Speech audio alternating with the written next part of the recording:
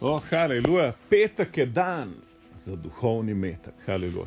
In dajmo se pogledati malo v Hebrejcih 11, kako lahko ustvarjamo z Božjo besedo. V bistvu ti lahko ustvarjaš zlo ali pa dobro.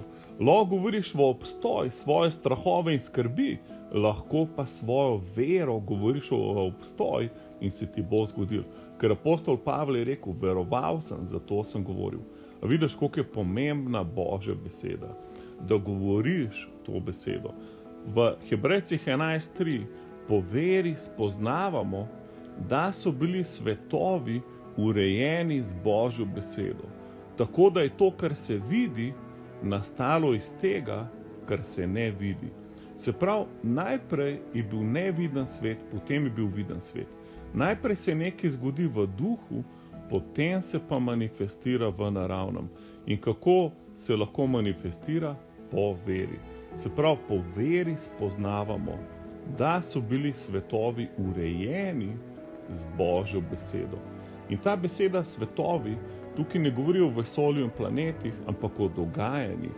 Se pravi, svet dogajanj okoli nas. Se pravi, vse, kar se ti dogaja, se ureja z Božjo besedo. Se pravi, kad ti nekaj opaziš, neko nepravilnost, nekaj, kar ti ni všeč, lahko to amplificiraš in govoriš še naprej, razvoj te stvari, zdaj bo še slab, zdaj bom spet zbolel, rabil bom operacijo, mogoče bom celo umrl.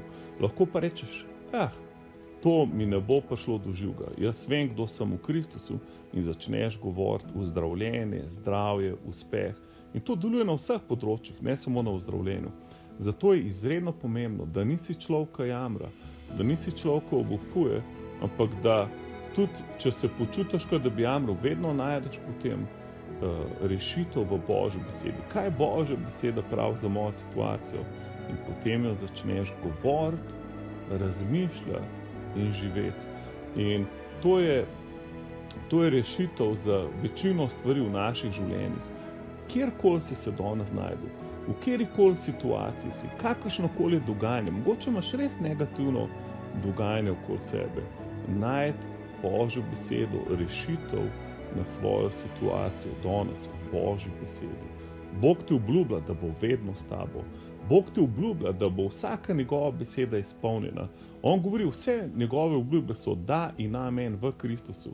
Vse, kar je rekel, bo izpolnil. Haleluja, imejte čudovit vikend z Jezusom in naj Božja beseda bogato prebiva v vas. Amen.